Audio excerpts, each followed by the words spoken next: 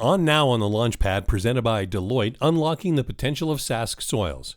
Please welcome Kellen Huber, soil fertility consultant and president of Caltech Ag Limited, and Kelly Degelman, agriculture technology specialist. Well, welcome everybody. My name is Kellen Huber. I'm the founder of Caltech Ag, and we are a soil fertility company. There's another colleague of mine that's coming up here in a little bit, Kelly Degelman. He's just been busy at the booth here today, so he couldn't quite get away, so kind of flying solo for a little bit. So one of the things that I want to thank the Canadian Western Farm Show for having me. It was a great opportunity to come up here and talk about soils and the regenerative market and understanding how to unlock the potential in today's soils. So bear with me here. I'm trying to put a 5-day course into about an hour, so we're going to kind of hit the highlights here a little bit. But you're more than welcome to come down to our booth in Hall 12 and booth 508. So we can discuss a lot of things there. So I've been involved with the farm show now for about 20 some years and brought a lot of innovations to the show over time.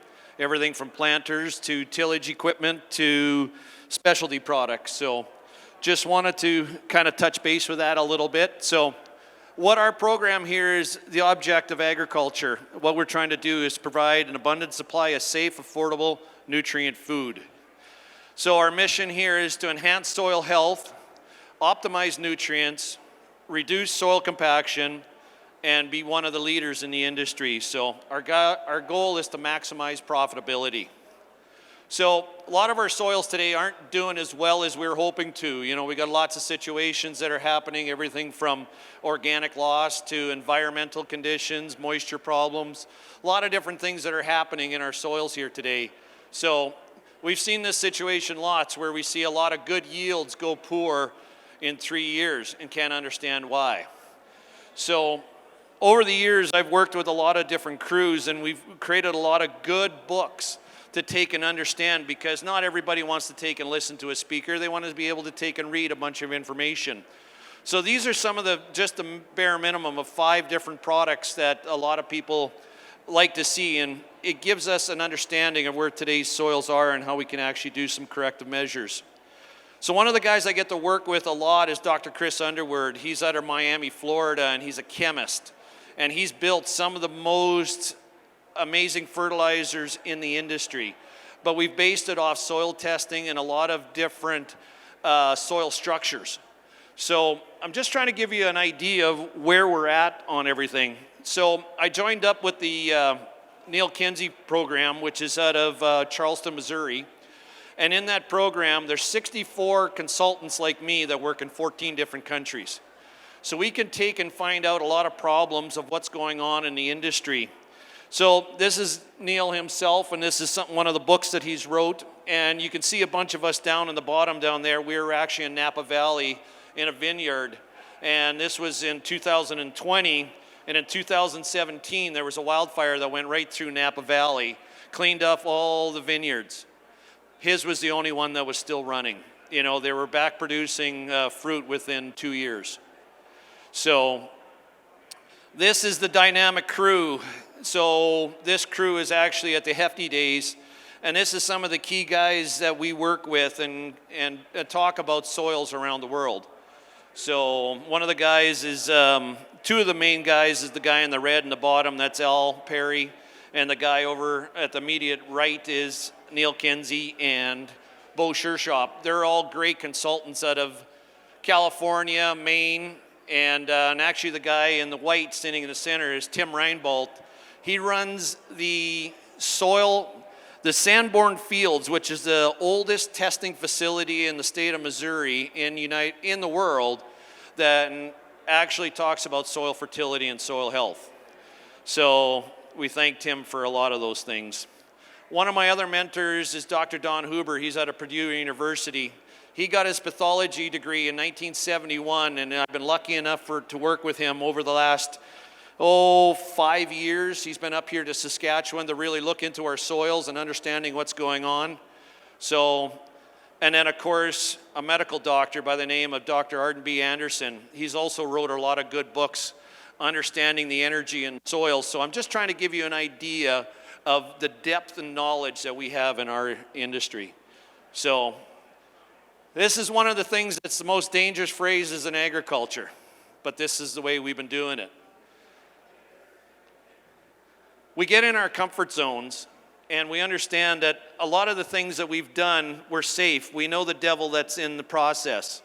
But what we're trying to do in our business is help you think and learn and understand the different things that are happening in today's soils. So we try and grow your program, and immediately everybody, over the last day and a half, we've had a lot of people come to our booth and ask why this, why that, tried this, tried that. We look at it from a document side of things, so we'll kind of run through that. And then here's the different things that are going on in agriculture today. We got conventional, and these are all the things that are required to do them. We kind of sit a lot in the regenerative farming practices that we can take and actually do both organic and conventional and create some of the ultimate yields. We got some amazing amount of growth that's happening in ROI in the industry. So what's the most limiting things here right now? Well, low input agriculture is NPKs, and that's a lot of the things that are being done right now. Alkalinic soils, acid soils. One of the most things that are lost is boron. Wet soils is always NPK, and dry soils, it's mostly everything. So we try and help guys understand what is the limiting factors of what's going on in today's soils. So improper nutrition, lost revenues, wasted resources, plant disease. A lot of these things are what's hurting us right now, and it's taking away our potential for creating great yields. So, concept to improve the nutrition. There we go.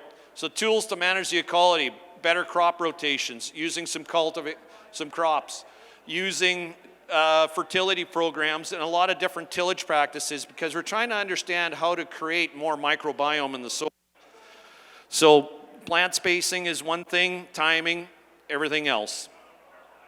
So when you look at your genetic potentials of the varieties that are going on this year, there's a lot of new things that are coming out and a lot of nutrition programs that are helping, and that ends in harvest. Creating more potential, less stress, better yields. So the easiest way to take and lower your cost of productions is understanding that we got to increase your yields.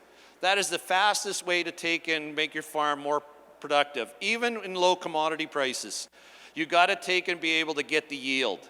And understanding the nutritional balance in that is the biggest part of it, because we've been so prone to NPKs plus pH. There's a whole lot more things that need to be looked at. So one of the guys that we studied with over time, he worked in the University of Missouri State University from 1932 to 1976. Was Dr. William Albrecht. He is the guy that designed base saturations in soils. It's figuring out how big that bucket is and how much nutrient can be held at that point in time. So he always encouraged us to provide growth in the best crops for our livestock. He also taught us to look at nature, not at books. Books will help us supply information on what's going on, but actually looking at the plant. Why has that leaf got a rust spot on it? A lot of different ways to understand what's happening in your plant. So, because the soil is alive.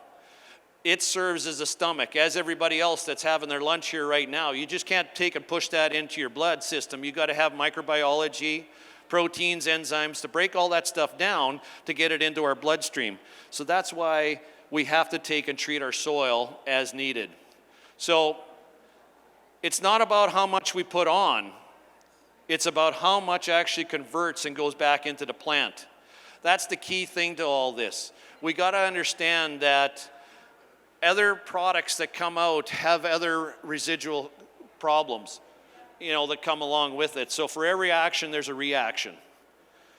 This is the biggest challenge that everybody has nowadays, is we want to create yield, quality, and maturity, but we only get two. Which one are we going to choose? Every accountant's going to tell you want maturity and quality because that's going to give you the best value. We've got into a lot of discussions where we've had 70 bushel growth and we've had 55 bushel growth. If 55 bushel growth is number one and the 70 bushel is feed, what's the bigger winner there? The 55. So a lot of discussion has gone around over the years about the 4 R's of nutrients. I'm going to show you the fifth one. The fifth one is actually talking about humic acid, fulvic acid, and how that really plays in unlocking the potential of our soils. The nutrients that are in our soil actually is bonded, tied up, and you need something to extract that, break that down, because we do have a lot of nutrients in our soil, but it's like, you can't take crude oil and put it into your vehicle. It has to be refined, broke down through microbiology, and microbiology is the key to all this. So I always promote and help guys better understand humic acids, because what that does is really buffers the soils, stimulates the plants, also attracts more moisture.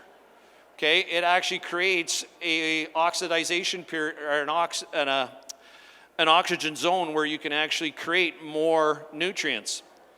And then the key one is fulvic. That is the spark plug that actually drives things into the soil. You can use that in so many things. It's like the spark plug of the industry. You can have all the gas you want, but if you ain't got something to spark it, fulvic acid is one of those products.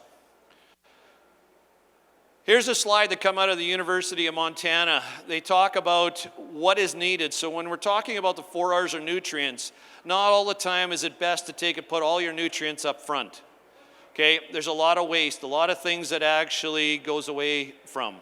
So this kind of gives you an idea. This particular field is peas. And in this particular situation, you're going to find the blue line and the purple line is actually your N and P.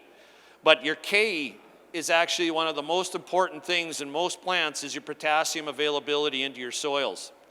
The second thing I want to point out is how much nutrients actually takes. And when it comes to peas, you see that calcium is 105 pounds. To grow a 50 bushel crop of peas, you need 105 pounds of calcium to come out of your soil. And I'm going to talk about how that affects all nutrient availability. Here's lentils, a little different pattern. But you can actually see how much actually goes into the grain and how much actually goes into the stover. And to get a good lentil crop, you need to maximize your potassium. They are key factors. So you're going to hear me talk about a lot of different nutrients because there's 14 essential nutrients and 3 gases that probably nobody's ever told you about that need to grow every plant. So potassium being the key to soil health. That is one of the factors that potassium actually does. It is the blood to the body. If you don't have enough potassium into your soil, your potassium can't move the other nutrients. We find a lot of problems when stalks go down, plants go down, green break. Everybody figures it's from high nitrogen. Actually, it's the lack of potassium. So potassium, boron, and copper. So again, we're going to go back to spring wheat. And one of the things I want you to see here is the difference between the grain and the stover of actually how much nutrient it takes up, because the stover is actually 50% of that nutrient comes out of the back of the combine that we don't do anything with. We need microbiology, we need a lot of things to take and break that down. That's the fastest way to start to build soil acid nutrients. Those are non-leachable, stick around. Those are what's great because the microbiology actually will take that nutrient up faster than any synthetic fertilizer that's out there. So kind of a key factor here in wheat, again, you're seeing a lot of nitrogen, a lot of phosphate, but you also see, again, potassium being at the high times, and you want that right before you get to the reproductive side of things. So all these nutrients that are coming out of the back of the combine, that's 50% of your money that you sent in spring that's going out the back that you're not recapturing. So understanding how microbiology can actually build you soil-borne acid nutrients. And this is the big one, canola. Everybody takes and looks at the amount of nutrients, but you think 137 pounds of nitrogen is key factor on this. Actually, you look at the potassium, look at the calcium. Those are the 2 biggest factors to growing 102 bushel canola. We've done that on 64 acres on trials and different things. But understanding calcium is king. Now, for a few of the guys that actually are in Saskatchewan that are growing corn, I talk about this on the radio talk show called Ag PhD. The most limiting factor in corn yields, whether it be silage, whether it be grain corn, is potassium. Those are the major factors that actually aren't being used as much in today's society, along with micronutrients. So barleys and flax, and again, a lot of the nutrients that are coming out of the back of the combine isn't being able to use. So we got to take and figure out how to create microbiology that stuff creates. decomposition of organic matter. So I'm moving along fairly fast here, but we're going to talk about basic structures in soils because that is the be-all to end-all. All this great big equipment all has to be paid off the yield that's coming off our soils. So we have to take and understand our soil structure.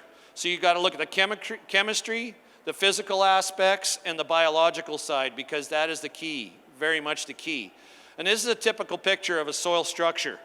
You can actually see the different sand, silt, and clays. You can see how they formulate and they create platelets in the soil. And if it's unbalanced and you get too much clay into the soil, you create compaction. And again, that's magnesium and sodium. So we'll kind of walk through that in here in the next little bit. But you got to create the particles and you got to be able to create the glue. And that's called humin.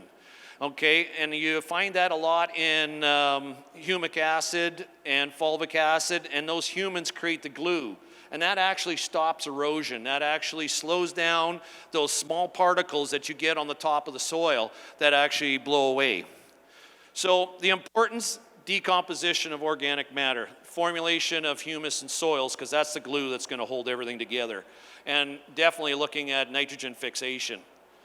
So these are the little, I try and put lots of pictures in so guys get an idea what's kind of going on in our soil hardness and our soil structure program. So we get granules, which is kind of the first situation that happens in soils. You'll see that a lot in sodium soils and salted soils. You'll see a lot more granular type. And then as it gets worse, it starts to get blocky, or you'll start to see different chunks starting to come out into play. And then all of a sudden you'll get into the platelet side of things, and that's where your serious compaction comes into play. So that's what an ideal soil looks like. We want 45 to 50% minerals. We want 25% air, 25% water, and 5% organic matter. That is the key factor. This works around the world. This just isn't a Western Canada thing. As I said, we got the data that actually works in 14 different countries. This is what's going on here, okay? Most of the time, guys don't quantify what's going on in our compacted soils. Where we actually take and push so much of the minerals up, we take and reduce the water, reduce the air, and we reduce the organic matter. And a lot of the organic matter actually, when it's done on a soil test, actually isn't giving you the best result possible. And I'll go into that in a little bit. So again, calcium is king. There's for certain percentages that calcium has to be in your soil. Most of your disease problems, most of your sugar problems, diseases, everything starts here, okay? And we're going to kind of go through that in a short little period. I just wanted to show you a quick little item on lentils here. This was a little calcium program that we did this fall. Even though it was 40-some degrees here when we kind of did this, the left-hand side is showing a 30, we did a phosphate program, so everybody said we didn't need that much phosphate, so when we put 31 pounds on the left side, and on the right side, we put 51 pounds. But on the left side, that was our check, and we had 24 bushel canola. We did a calcium program with some amino acids on there and some other products. Cost us about $32. Those are small green lentils, and they sold for $34 a bushel. That was a 3 bushel increase. So at the end of the day, he come out with just shy of $60 return on understanding how calcium plays into the fact. We've also had situations where we applied calcium and potassium, and we've seen as high as 12 bushel increase on small green lentils. So there's a lot of things that you can do once you understand the soils. This is the key factor. The wheels on the bus, what drives them? Phosphate, potassium. When we get good availability of those nutrients, those are what drives the bus. Nitrogen is a key factor in there, and you can see the different nutrients that are above that are synergistic to those nutrients. These are all key things, and without micronutrients to take and move some of these products, that's why we have the breakdown in the nutrients that we have. Our losses become too great because these other things are tying it up. So the roots are the root of the problem. Again, the laws of minimum and the laws, and we're going to talk about maximum, and it's always the leaky bucket, which is the unit that's going to create us the most problem, because We've looked at different programs and did an understanding of our soils and did an understanding of we can base off micronutrients, base off yields, and understand what is the limiting factor. And we're going to talk about that in a little bit. I'm going to have Kelly come up here and talk about our technologies. So again, nutrient levels are basic structure of today's soils. So, but then there's the situation of what about the law of maximums? What does that issue cause us? Okay? So then we sit there, and here's the synergistic things. When you have too much nitrogen, you're impeding potassium and calcium uptake. Potassium, if you don't have enough potassium, you can't get good nutrient as such as nitrogen. And what's the most used product in the industry? Nitrogen. So these are the basic functions of things that actually are hurting us because we have too much or too little of. And this is a situation where you have excessive elements. So you can kind of go through the list and we can talk about more, but those are the basics. But the killer is magnesium. That one robs us of so many factors, that and sodium. Sodium, if you look down underneath molybdenum there, again, it's affecting the key things, potassium and phosphate. This is a chart that should shock a few people, and we've done extensive studies across North America, Australia, South Africa. This kind of scares people because a lot of people don't look at these type of numbers to see how much nitrogen they're actually putting down. This is your losses. So every time you get over, and most of our soils here in Saskatchewan are somewhere between 18 and 23%. So you're looking at, for every pound of nitrogen you want to go into that plant, you have to put on 1.5 to 1 3/4 pounds just to get that in there. This is the first place to better understand how excessive nutrients create other issues. Here's another thing about pH. And when you're at a 7 pH, you're getting 100% uptake of most nutrients. And as we get to acidic soils, nutrients starts to break down because it's tied up by other things. This also works just about identically going on the other side. Once you start getting over 7.5, 7.7, 8, 8.1, you start to lose just as much. The only thing that doesn't change as much is your potassium cycle. Okay, when the higher pH goes up, your potassium cycle still stays available, but the other things start to decrease. So the other thing that's happening too is the salt affected in our soils. A lot of the stresses that are going on in today's soils right now, last year was a prime example. When the heat comes on and we're lacking potassium in our soil, salt actually takes over. Salt makes the stalk brittle. Okay, that's a lack of potassium and a lack of copper, and that's why the stalk taken actually falls over. So managing and understanding salt and sodium is a key factor to our microbial activity, which is, again, we talked about all that organic matter that comes out of the back of the combine, over 50% of it that we never use. So all this is trying to figure out what is the best possible yields and quality, and getting proper structure is the key factor. Everybody's might have seen this. Where is the most aerobic zone in your soil? Well, it's in the top 2 inches, because that's what we till, that's what we move, that's what we do with. But things start to break down after that. Once we get down into the 5-inch, 10-inch zone, we become the B horizon, which actually does not have as much aerobic zone in there. So we got a lot of roots that are dropping down, and they're water seekers is what they're trying to do. If you actually look at the root, most of the aerobic zone is where the microbiology converts the nutrients, and that's where you'll see the most hyphae, the most root hairs, all done in the top 2 inches. Just another picture in the different evaluations of the horizons that are in the soil structure. This is a chart that actually kind of slows a lot of people down in the world. They've never seen this. So what does this really mean? So in a healthy soil, in a clay soil, and that's what we are, this is the reasons why you use soil sample at 6 2/3 of an inch. Because this is 2 million pounds of product. When a soil test is said to you that they're talking parts per million, this is what they're referring to. Why? Because there's 2 million pounds, and that's where the parts of millions come into play. Clay soils, we're supposed to have in phosphate capability generally across the board, we're supposed to have close to 10,000 pounds of usable phosphate. There's a lot of people that talk about that. We have all kinds of residuals, all kinds of nutrients in our soil that is not tapped. We actually physically measure these on a daily yearly basis and figure out what our soil types are and how much of these nutrients are in there. Silicon is one of the big ones, calcium, magnesium, and we're going to show. Now this is soils just outside here at Grand Coulee. These are soils that we took and tested. We started testing these about 2020 is when we started testing some of these. So if you remember from the previous slide, we're supposed to have 10,000 pounds of phosphate in our soil. In this particular situation right here at Grand Coulee, we're only sitting at about 1,534 pounds of raw nutrient. Raw nutrient. Okay? That's all the soil that we have capability of. We actually have an XRF scanner that's at our booth that we're displaying here today that'll actually show you all the nutrient contents in its raw form. So now, between Kelly and I, we're figuring out a conversion rate of how to understand what does that mean for today's crops, how can we make that available. So, and of course you're seeing a lot of potassium that's in our soil. Now here's the same soil test that we studied also, made by another company. This one here showing 494, and again, these are all in the Grand Coulee area, it's not very far away from here. So everything that we do, we back up by science and understanding and testing.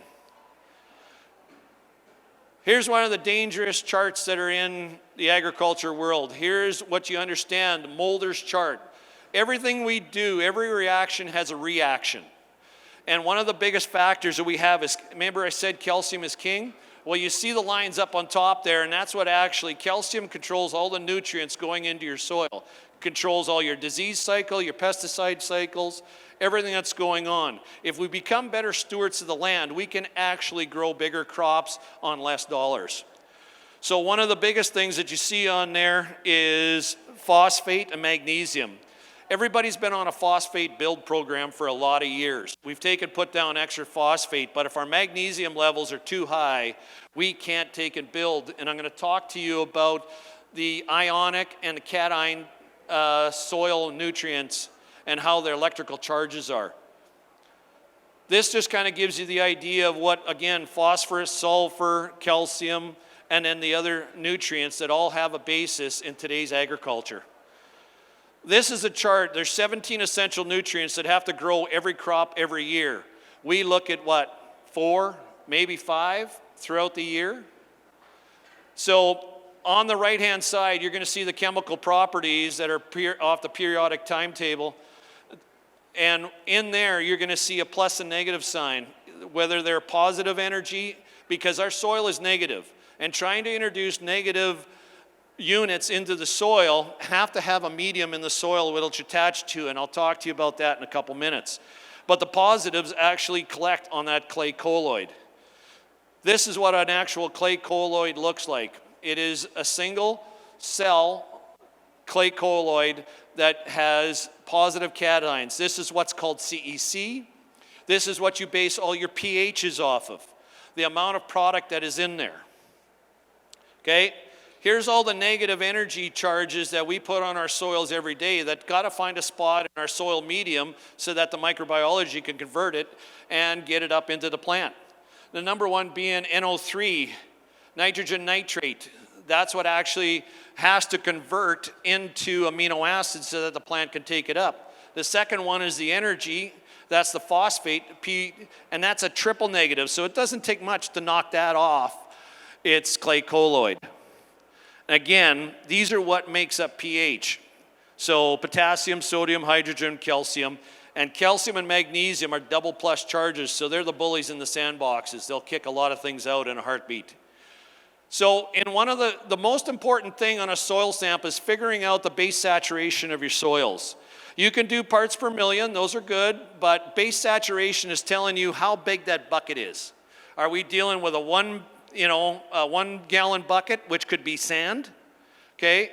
Dealing with a 3 gallon bucket, which could be silt, or are we dealing with a 5 gallon bucket, which is clay? These are the percentages that have to be evaluated when you're dealing with different textures of soils.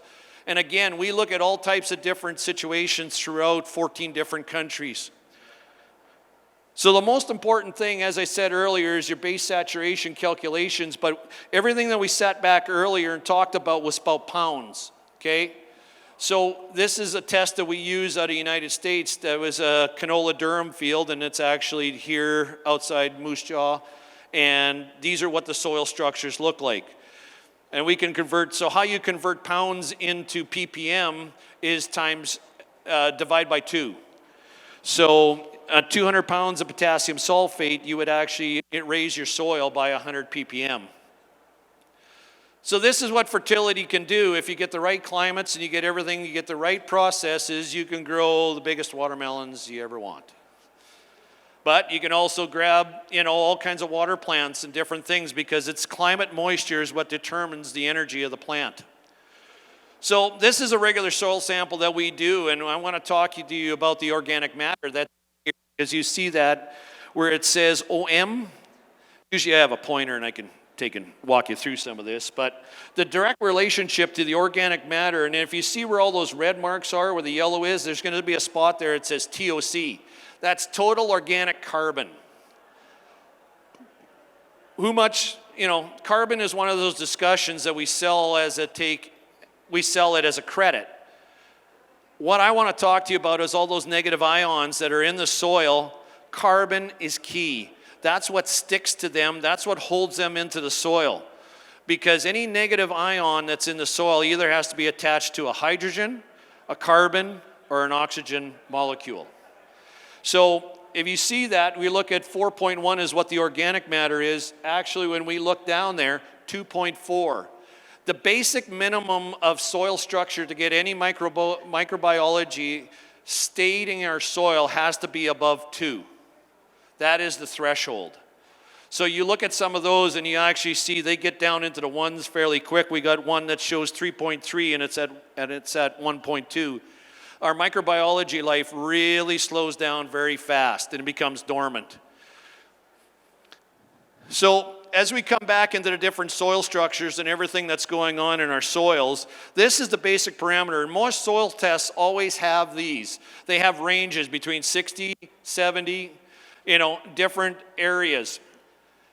In our soils here today, what ideal soils look like is 68% calcium, 11% magnesium, 7% potassium, 7% hydrogen, 0.5% sodium, and 3% of the other cations, and that's the makeup of your micronutrients. Most soil tests do not show the other cations in the soil, which is micronutrients. So that is the ideal situation that we're looking for, and that's what we strive. And that's everything that's over a 19 CEC soil. So moving forward, again, we're jumping. This is a 5-day course that I put on, and I'm trying to do it in an hour, so we're scooting through things pretty quick. You can come back to our booth over in Hall 12 and have a discussion with us. But this is a soil health test, and it actually breaks down the nutrients that are in the soil profile, the Haney test. So this establishes the difference between synthetic fertilizers and organic-based nutrients, both in the two popular nitrogen phosphorus zones. And as you can see on here, the amount of nitrogen that's in that soil shows up at 10.4 pounds of nitrogen nitrate and then the H2O extraction. So there's 29.6 pounds, but actually in that inorganic, there's 10.4 pounds. So that's the synthetic. In this particular situation, there's 14.3 pounds of nitrogen. That is based off of organic matter and other microbiome that's in the soil. That's what's actually holding that together. So when you talk about organics, you talk about regen farming, this is where the nutrients really comes to play. The other thing that looks down is you see the different fertilities that are in there, and that actually tells you more about the organic nutrients that are in the soil. But when you go over to the health test, you see down there where it says the H2 water extractions, we actually show a soil health chart. This particular field shows 25.18. That is a pretty good chart because most of the soils that you take in the Midwest, they start in the single digits, 2s and 4s and 6s. We get down into Montana, get into South Dakota, get into Kansas, you'll see a lot of those 6s, 7s, and 8s. This is a program that we've been working with a client in yellowgrass, and we've actually created more carbon because his carbon respiration is over 300. Most of those don't even hit triple digits. They're sitting in the double digits. Carbon is key to every negative ion nutrient that's put in the soil. That's what buffers, that's what makes nitrogen more available. And actually it shows there a nitrogen conversion, carbon to nitrogen, 17.42. So that is actually quite good. So we're taking, and we see a lot of those that'll be in 7, 6 areas. So we're moving that along. So as I've kind of mentioned, carbon is a major factor which ties up a lot of the negative ions that are in the soil, creates soil structure, gives ability for microbiology to take and actually create more nutrients. So that test just shows how much of those nutrients are actually converting into organic matter for the microbiology and through plant nutrients. The pH test. A lot of people see this chart, can't really make what it really discusses. Some people can, some people can't. Ideal soil pH is 6.5. That is the ideal scenario. As we get off to the right and we start crawling up at 7, 7.5, 7.2, most of our soils in the Regina area sit somewhere between 7.6 and 8.3. Look at what happens to our nutrient. What happens to our nitrogen? What happens to our phosphate, calcium? All become binded up. I just threw this in for a little bit to understand when you're in low pH soils, these are some of the different nutrients, and there's reasons why guys take and bring nutrient cycling down to different pHs so that they can grow different crops, but these are just some ideal crops. Everybody, pH, now you look at the top of this line, that's 6.8 pH. There's 3 different types of 6.8s. Anybody guess which one is the right 6.8? The one on the left. When your calcium is at 68, your magnesium is at 12, and your potassium is at 5. But that's still because pH is the power of hydrogen, and it's a mathematical calculation.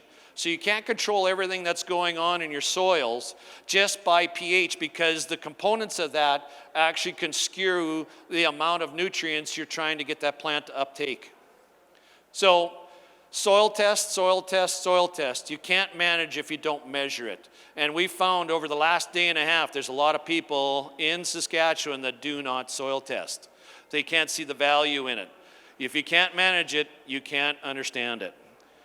So this is soils just outside in the Pence area.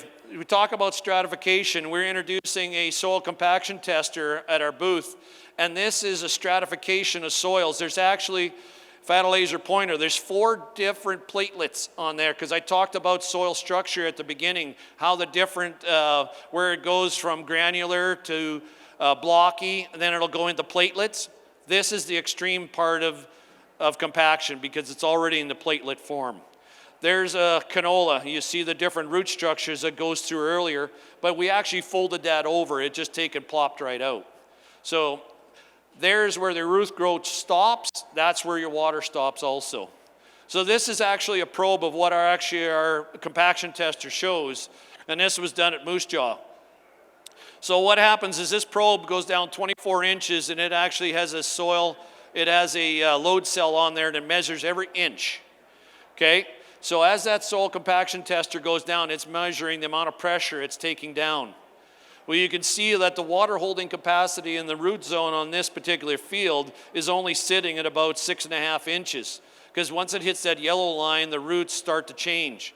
So if you're going to do any type of tillage, I would advise you to get a soil compaction tester and understand how big a bulk density you can get nutrients to go into that soil profile.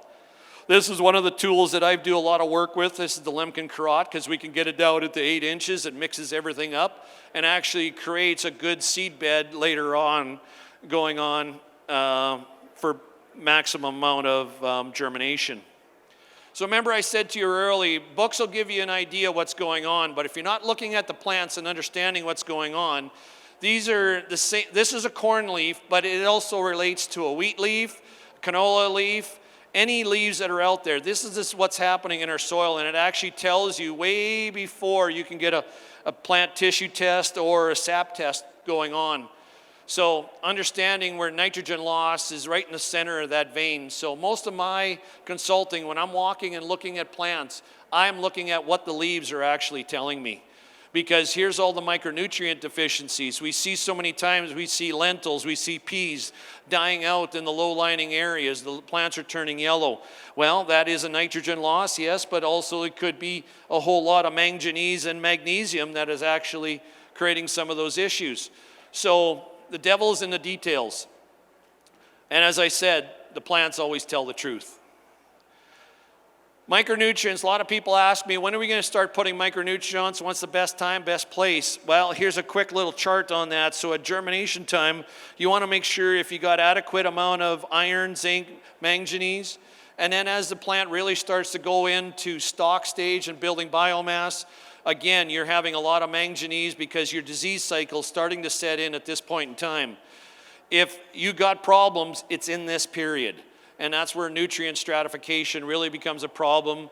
Nutrient density becomes tied up because our heat cycle's starting to come on. Usually that yellow period where the vegetative state is, we're talking about early June in that area, late May, early June, when the soil's starting to tighten up. And we're just praying for a little bit of rain. Just a little bit of rain to get things going. But boron and iron really become major factors once it's becoming into the reproductive time. So again, the soil, the plant always tells the truth.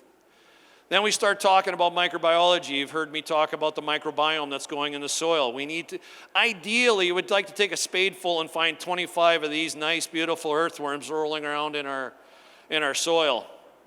I'm very lucky if we find one. Most of the time, we don't even find them. We start going south of number one, we don't find it. In the heavy clay soils, we're not finding a whole lot of earthworms. As we go north, but hey, everything's great, right? You know, early bird gets the worm. Well, he's going to starve a little bit today. Soil biology, everybody's starting to talk. It's a little bit of the new discussion. How do we take and work at that? How do we take and build that? What is the factors that are changing in our biology? Well, there's a lot of practices that we've used over time that's actually reduced the amount of microbiology. I've had the lucky to work with some key guys out of Houston, Texas that study soils immensely. This was a study that we started back in 2020, 2021. This is the minimum levels, our nitrogen solubilizers, carbon cyclers, potassium. He phones me up, he says, you got serious troubles up there. You better figure some stuff out. Send some stuff around, figure it out. So we started doing more testing, and in this process, we actually did about 4 different tests. We were getting a little bit of nutrient that was moving, but we came down to doing some strategic tillage. Compaction. Remember that chart that we showed earlier about the nutrient cycle? 45% minerals, 25% air, 25% water. We did a strategic tillage. We went down 8 inches with that Lemken-Karrat on that unit. We raised the hydroplane by 301%. It's all we did different in this program to create better microbiology. Strategic tillage, folks. There's a time and a place and an understanding. That's why we do the testing we do. So, again, in periodic time, trying to get things done, we're talking about this is in 1 kg per hectare, but this is 6 3/4 inches. This is how much microbiology we're supposed to have in our soils. These are the different microbiologies that actually stimulate. These are the common ones that are talking about. Most of the ones talk about hyphae, which is a fungi, which is a phosphate-based positive fungi. Algae. These are the different reasons why these things are out there, and we can go into more details if you want to come back to the booth. So what matters the most? People want to know what's going on. That's why we do the testing, so you can get a good reaction and get a good consequence. Long-term solutions. That's what we need. If we're always taking and fixing the result, we're never finishing the problem. So the effects in our soil differentiate, on soil health and fertility. So every weed that's in your field, we have a book that's called When Weeds Talk. Every weed that's in your field is a nutrient deficiency that is already present in your soil. Kochia, Too much salt, not enough calcium. Wild oats, too much sodium, not enough calcium.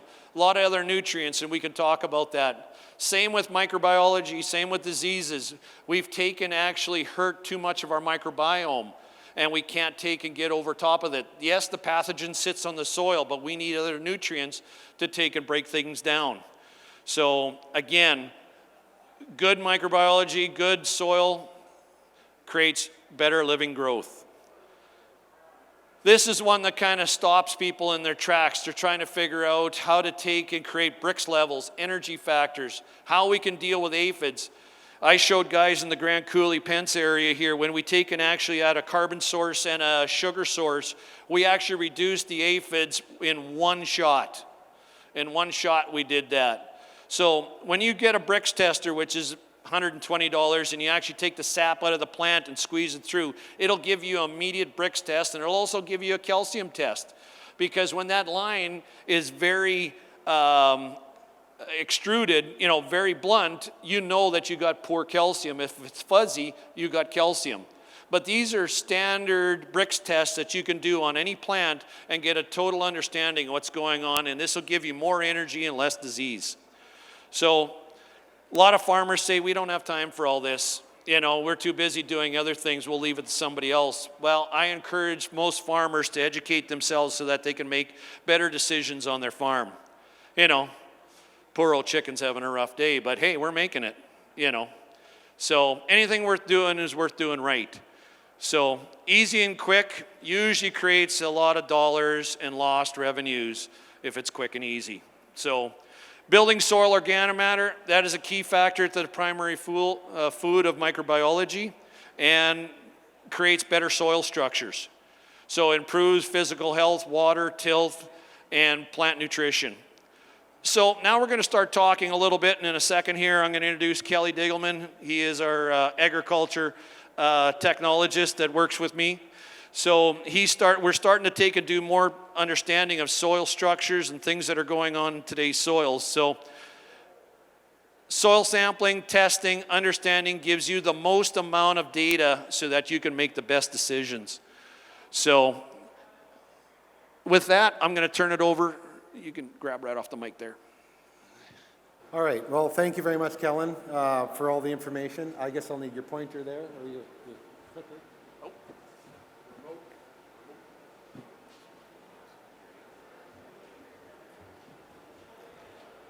All right. So we've talked about a lot of theory and different things. What we've done is taken actual soil samples and data and found some methods to actually apply that and some theory along with it to something that makes more sense and has some visual appeal and some understanding. I'm a visual learner, and so I took it upon myself to use some AI to write some code to create some applications that maybe can be more useful and relevant to what we're doing. So we're going to look beyond the standard soil test and what some of that means with actual data. So typically what we'll see is a piece of paper copy of a soil test. So a crop professional can interpret this. I find it difficult personally to know what these things are, and even more difficult to understand the relationships between them. So Kellen's talked a lot about how complex soil is. Well, we need to develop a better understanding of what those things mean to us personally, what goes on your farm and your dirt, and that's what really matters. So everything that in the upcoming slides was created with it all comes from a spreadsheet or a piece of paper. So here we go. So visualizing test data. So looking at more than one sample at once across a farm or a field is valuable, because then you can start to see trends and different things happening. So this is just a heat map version of all the stuff that comes on a soil test. The colors indicate good, bad, or otherwise. So you heard Kellen talk about base saturation and its importance. If we can relate that to an ideal and what the nutrients mean, and more specifically, where the problem areas are, what's deficient, what's excessive, and what's in the right amount. So a lot of the things that Kellen's talked about already can be visualized through different methods. So in this case, it's comparing the base saturation values to an ideal, and using some agronomy knowledge and some insight, apply some recommendations and some guidance. So you heard Kellen talk about soil pH nutrient availability. Well, we can take that theory and apply that exact soil sample into a model like this, and you can very quickly see that at low pH we have nutrients that are limited or unavailable. If we take another sample that is closer to the ideal, we see that it moves into the range where it is available. So these are actual soil sample tests from Kellen's farm that we used in most of these cases. So this is not made up example data. This is very real data, and these systems can take anybody's samples, and we can do this with the same process. So once again, moving higher up the pH scale, we see it fall off the other end. So this just illustrates with these specific samples what is happening. Once again, Mulder's chart. I can apply an actual soil sample to the same concept. In that each individual sample, what is happening? What are the antagonisms? What are the synergies? Not just general theory, but actual samples and that were taken from a lab that we apply this data to. Once again, I'm a visual person. Understanding relationships between nutrients and what happens to them. So the calcium and magnesium ratio, this is actual sample data from a field, and it shows you that as the magnesium level drops, your calcium percentage naturally increases, which is how that works. You can't have both. So that's where the base saturation idea comes in, and how it shows that the majority of the samples in this healthy field are in the 75-ish range and 20% magnesium, which is close to the ideal. If we put a yield map over top of this, we would illustrate that that's where your yield comes from.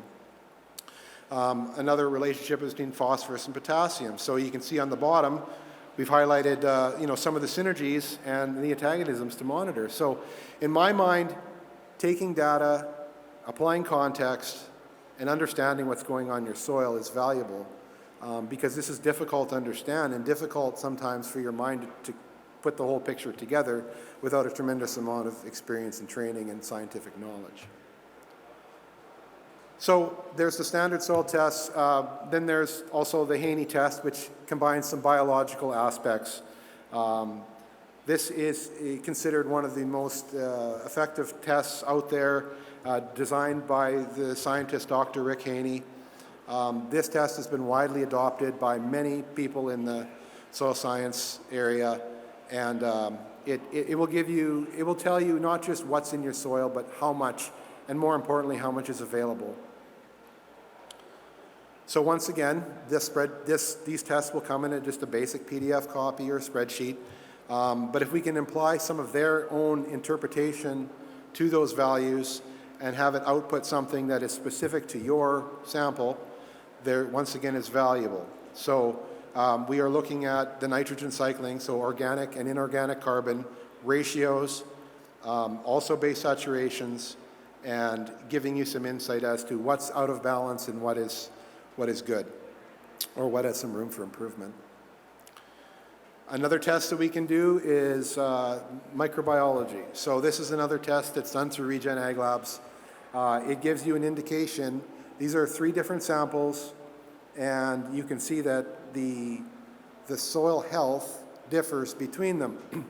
And sometimes there's reasons why soil isn't producing or is having problems, and it's a biological issue. I mean, we can have nutrients that are there, they show they're there, but it doesn't grow. Well, because the biological activity is limiting your growth. And there is no other way to check that or test that other than to literally test it. Another thing that we can test for is chemical residue. We have run into situations where there is no explanation for what is going on here.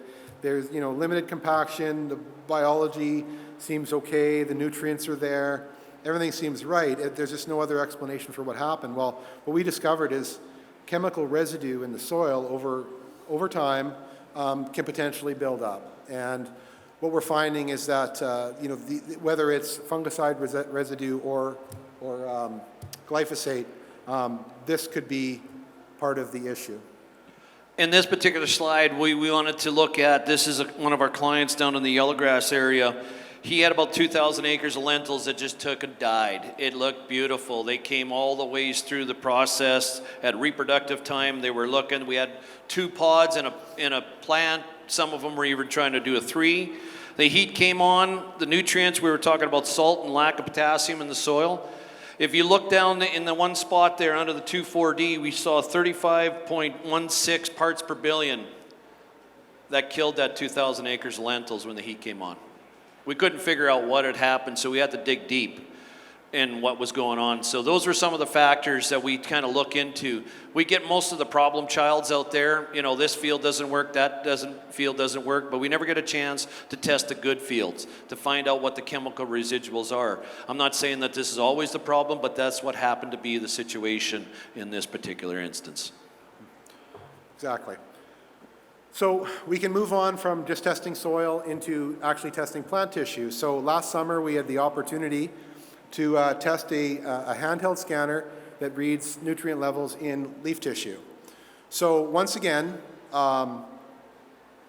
this is what the data looks like. So it's a spreadsheet with a bunch of numbers. If you can interpret that and create some correlations, good for you, but I can't. So once again, created an application to analyze that data. And so when you have enough information, you can start to correlate things and create some values that actually make sense. So this looked at all the different samples, and you know, this is durum wheat. We took 99 samples. In 93% of those samples, the calcium to magnesium ratio was too low. You know, identify some key limiting factors, and I feel like that is what's necessary in testing, is to be able to pull it all together and show you what, I just want to know what's the thing that's holding me back, and how do I react to it? What do I do? So this gives us a bit more knowledge than we had before with the standard test. So we also did the same thing with canola, and in 100% of the samples, they were potassium deficient.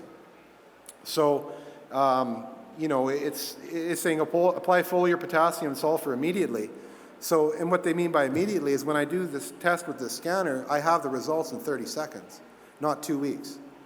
So using technology to speed up this process and get results faster and be able to act quicker is the whole point. We can't wait. You know, we do soil samples in the fall, we can wait, but when we're taking these samples in season and need to react, we need to react quickly. So once again, it's also leaf tissue data, you know, same thing. Just highlighting what was deficient, what was optimal, and what was excessive in these samples. So this gives us a bit more insight than we had before. Same thing with canola. So in this case, it decided that, you know, consider reducing nitrogen fertilization in future plantings and split application.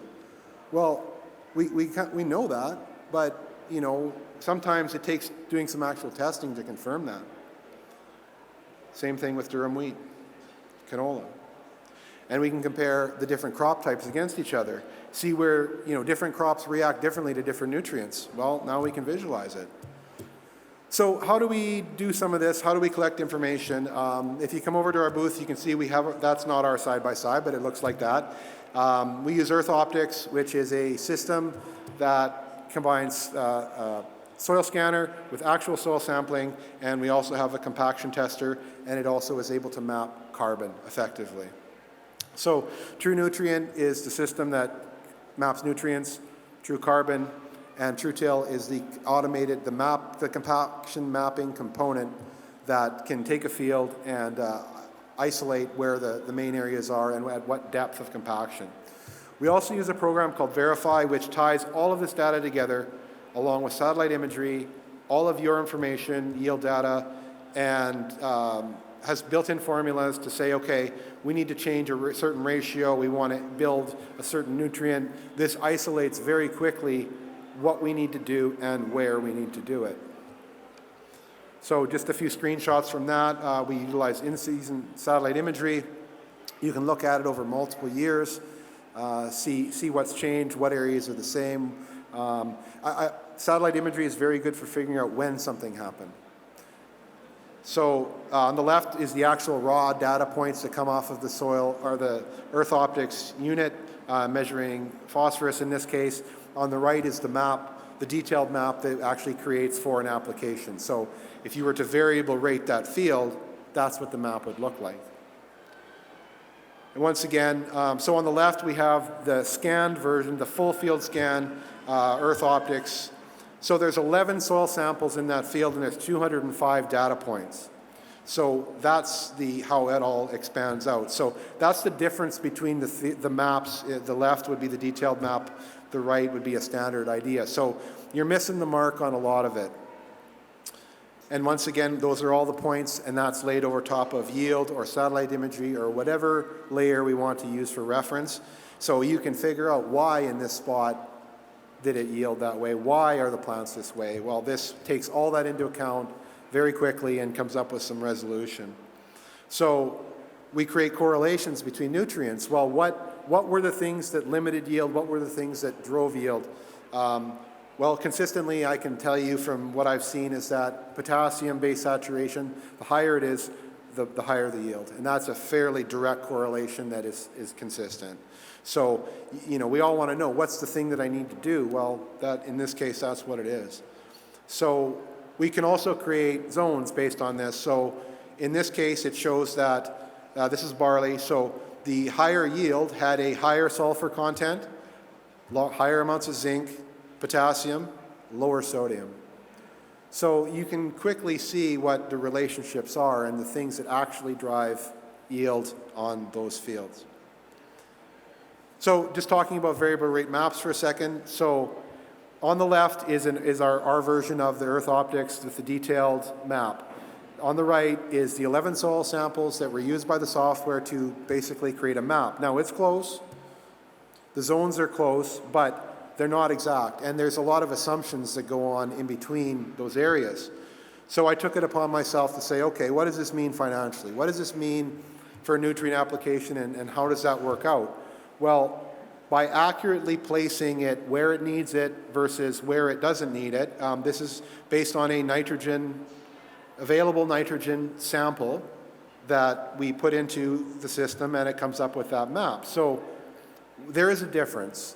In the case of this field, it worked out to be $2.08 worth of product and $4.52 worth of actual nitrogen. Because remember, 4600 is only 46% nitrogen.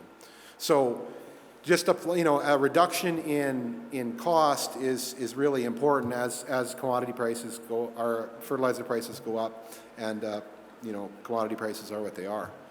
So in good times, it's easier to just apply more just for the sake of applying more, just to be safe, and that may not be the case. So if you want to increase your efficiency and do more with less, this is how you're going to do it, by actually measuring what the areas of the field are and reacting to them based on real data, not just a guess, because we can guess, and guessing can be very expensive.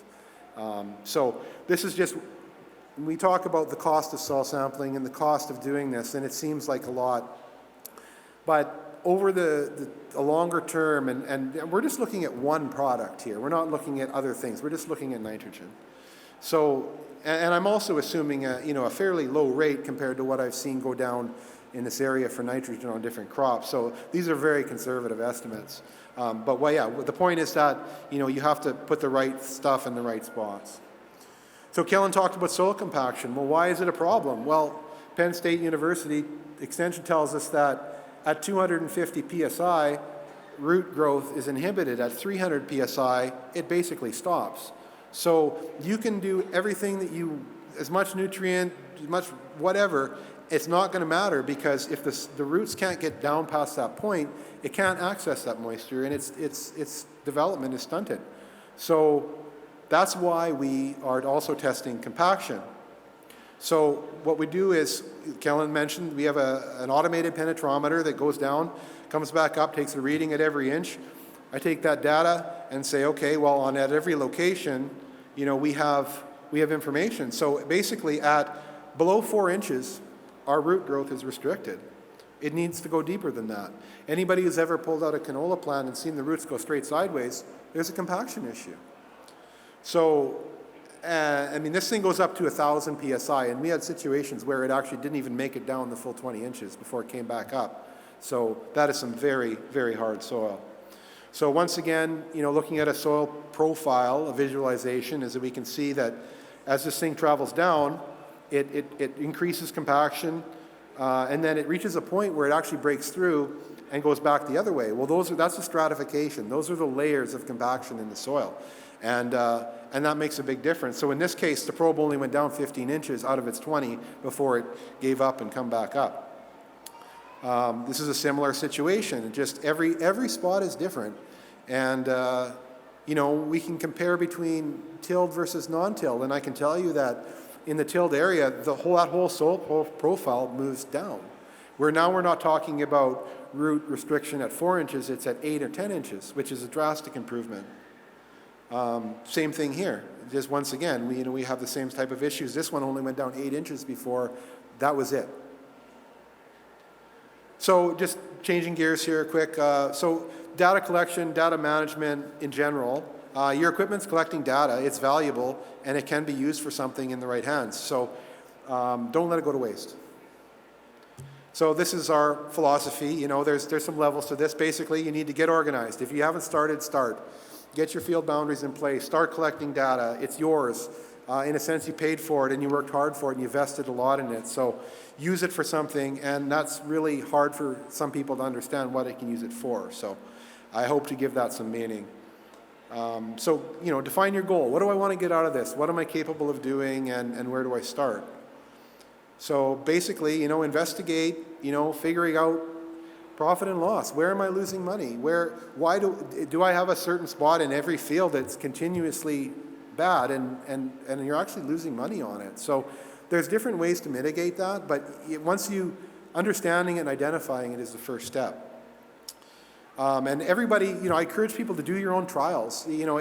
Sometimes they're accidents, but they are still trials, and you cut the rate here or something, and there's a result, and it'll show you in the yield map, it'll show you in satellite imagery, and use that to your advantage and say, well, hey, I screwed up there, but it actually worked and it did something and I learned something. To me, that's a win. That's a very positive situation, even though it was technically a mistake.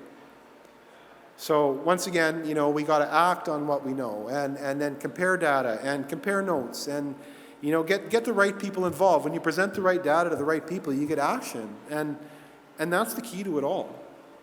So, and then we can evaluate it, and we can what I love about farming is you can reinvent yourself every year. You always get a second shot at the championship next year, and you just gotta use your learning, your experiences, and make it into a positive thing. So once again, we can measure all kinds of things. If we have yield and we know how much fertilizer we put down, we know how much our yield was, we can calculate the efficiency of what we did. In this case, this guy was able to get down to, between 0.15 and 1.8 pounds per bushel of, this was canola in this case. That's very respectable, but it didn't happen in the whole field. So this is another way to look at, okay, what is a limiting factor? Why did this happen in this part of the field? We can do the same thing with phosphorus. In this case, we did a trial with a different product that we put down a lower rate, and this product has a lower salt index. It's a high efficiency phosphorus fertilizer. Well, what happened?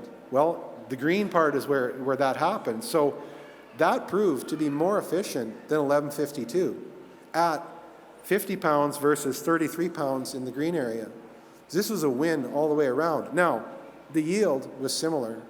So most people would look at that as, that didn't do anything. That didn't work. Yeah, it did. You spent less money, you had better efficiency, and you put down less salt.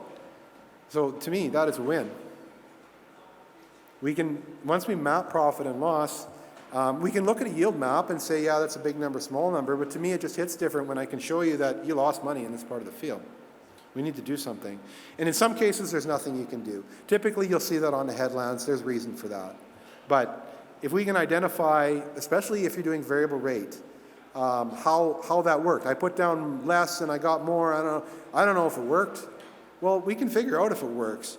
Because that's what we're measuring, and doing profitability will isolate that, because you spend less, maybe you got a little lower yield, but maybe in the end your profit per acre was higher, but you never know that unless you measure it. So another product that is out there that Kellen and I have both, this is actually how we met, was through this product. It's originally developed by some very smart guys in Greece. It's now a Case Raven product. It's called Augmenta. It is a camera that goes on top of the sprayer, reads the vegetation as you're moving through the field. So what it does is it reacts accordingly. So in this case, we're desiccating lentils. So the green areas were the green areas and the rest of it was dead. So do we go out and spray it all at the same rate just to be safe? Yeah, probably. But in this case, we were able to use this and actually put it where it needed to be. So they increased the rate where it needed it and dropped it off where it didn't. And it feels good putting the right amount in the right places. So this product has been incredible. It is constantly being developed, enhanced. There's some really cool things coming forward with it in the near future. But just on its own, for the use in desiccation and fungicide, it is a very effective tool. Another really interesting thing that it does is it takes pictures. So along the way, it can sense that something's changed here. It takes an automatic snapshot in HD. I'm zoomed in on the bottom. That's what you can see. And then you can actually go back and see what this area looked like. So this is just something that's happening in the background. This thing does not cost you any money to turn the monitoring on. If you own it, you turn it on, you leave it on, my opinion. But I have a tremendous amount of data that can prove that there are correlations between these maps and yield and numerous other things that are happening in the field. This is just an example of desiccating peas. Once again, I'm not responsible for these numbers, but in this case, it was an 18% savings in chemical. One of the things that this thing has done is, yes, it'll save you chemical, it'll apply it, you'll help to reduce your cost of inputs, but this thing actually works tremendous when it comes to nutrient application. We've seen in winter wheat down in the United States where they've done a lot of testing, sure, it saved them about $10, $12 an acre as far as chemical spray over the course of the period, but nothing compared to the $70 it made in yield.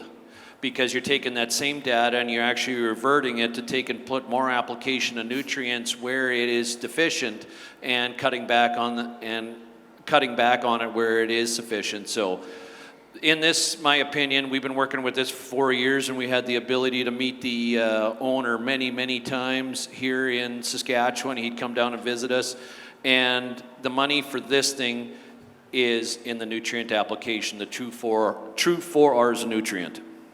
Yes.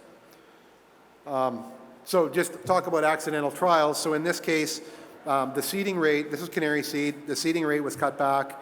For whatever reason, maybe they were running out, which I think probably happened. They did that just in the strip and there, no harm, no foul. Well, the raw augmented data, sort of, if you look, you can see it. You can see there's a strip there, but it doesn't really stand out. But once we put it into some software and actually look closer at it, it spotted it. It saw that at that time that there was something different, and it follows all the way through to the yield map. So just an example of what you can go back and look and see when something happened and how that looked. And by the way, this is the actual image from that spot. Well, you can see what happened when he cut the seeding rate. Less competition, the weeds, the wild mustard decided that's where it was going to take over. That in it obviously affected the yield in the end. So just an example of what we can see through this system. So my last slide here is just about precision agriculture in general.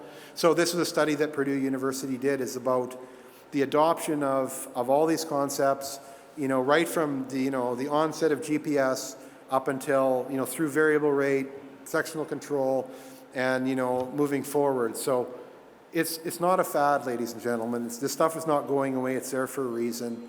And it has, anybody who started farming without auto steer or sectional control, I'm sure can testify that it has helped them overall. Just a quick funny story about an older gentleman that I worked with earlier on in my career. He was in his 80s, and he phoned me one day. He said, "My auto steer's not working, Kelly. I can't go." I said, "Well, when you started farming, your tractor didn't have a cab." He said, "When I started farming, my tractor had a tail." And so the point is that, he had also adopted that technology, embraced it, and got to the point where it was so integrated in their operation that he had difficulty working without it. So, I advise everybody to, at least look at some of these technologies, even though they might be intimidating. There's a lot of great information out there. These things can help your operation, and when we talk about soil sampling and data, it's not scary, and it can be relevant to what you're doing. We just are making great progress at interpreting it and, making it mean something to you. So we're a devil in the details. We really dig into things all the time. So one of the main functions and takeaway for today, this is what makes yield. These are the 4 nutrients that you should rely on to making the most amount of yield out of your crops. Good phosphate levels, good potassium levels, good zinc and boron. And everybody says you can't deal with your micros till you deal with your macros. Well, did they happen to know that zinc is what controls phosphate availability in your plants? Do people tell you that boron is what actually controls potassium in your plants? Those are the key factors of why micros are so important. So the other take-home message, to make sure that everything else stays maintained, you got to maintain good calcium levels in your soil at all time, and that is in the base saturation. The ideal spot is 65 to 68% base saturation of your calcium. So sulfur levels, everybody figures if you're at 20 parts per million of sulfate in your plant tissue test, or I shouldn't say tissue test, soil samples, you actually should be closer. 50 is the low side of acceptable. 120 is actually right in the average of where we should be for our sulfate levels, because it is going to make all the other nutrients come available. When I take and put elemental sulfur into the soil profiles, and I use, because there's a difference in 2 sulfurs, sulfate and elemental sulfur. Sulfate has to use to convert nutrients into amino acids, which is taken up by the plants. Sulfuric acid is what breaks down the other pathogens and the other diseases and helps break down all the other minerals that are tying things up. The main controller of all the soil is calcium and sulfur, and the only thing that controls calcium is sulfur. Those are the only 2 major factors. To get energy in your plant, you have to have potassium. As every human that walks around here, we have to have sufficient amount of blood in our body to move all the nutrients from our stomach to our muscles. That is what potassium does to the plants. It moves the nutrients. Calcium makes it all available. Potassium moves it. What's the energy factor in the plant? Phosphate.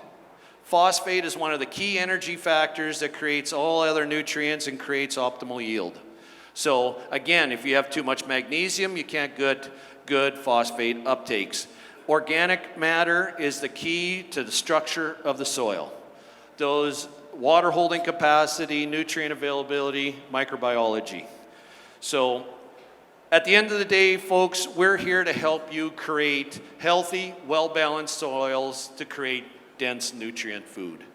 So there is no silver bullet in agriculture, guys. Hate to say it. There's no lotion or potion that'll fix everything for $8 and give you a $40 return. It's a science that takes time. And success, well, it's not an accident, it's work. Success is due every day, and when we rest on our laurels, that's when things kind of fall off. So we always try to move things forward. So with that being said, if you want to hear me more, you can contact on Siri on Ag PhD. I'm fairly regular on that show talking about soil sciences. That's at channel 147 on Sirius at 1 p.m. We'll talk about all kinds of different things, and I'm very glad to be working with the Ag PhD crew. They've got a tremendous amount of knowledge and information, and I do a lot of contact for them up here in Canada. And this is some of the groups. Actually, the guy on the right is Kevin Kelp. He learned how to grow 455 bushel corn on non-irrigated soils and understanding balanced soils. A lot of these groups are some of the highest yielders in all of the North America. So once again, if you guys got any questions, you can come back to ktag.ca. We got all kinds of information on there. We'll actually show you the research farm as everything's kind of coming together and give you an update, and you can contact us at any point in time. So as I mentioned, we're over in Hall 12, booth 805. Come on over there if you got any questions. We sure appreciate you guys, and we want to thank the Canadian Farm Show for having us, and thank you for listening to us. So you guys are awesome. All right. Thank you. Thank you, everyone. Let's give Kellen a hand.